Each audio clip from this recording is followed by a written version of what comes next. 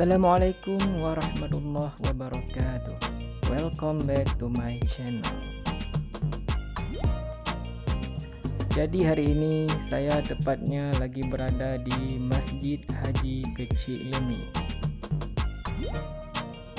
Masjid ini berada di Gampong Lam Sepeung, Kecamatan Lungbata, Kota Banda Aceh.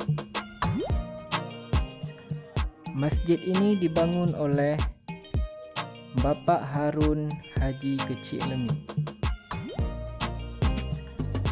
Beliau ialah seorang pengusaha dan seorang kolektor benda-benda bersejarah.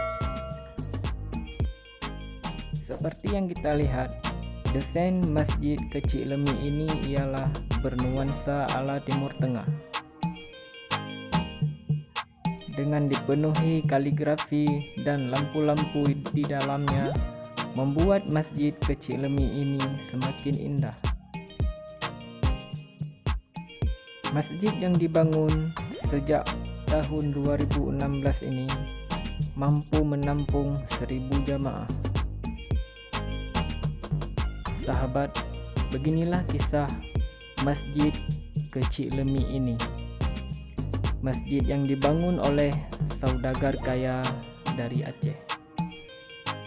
Semoga amal kebaikan beliau diterima di sisi Allah. Jangan lupa like, comment, share, dan subscribe channel ini. Sampai jumpa. Salam Anu Nanggro.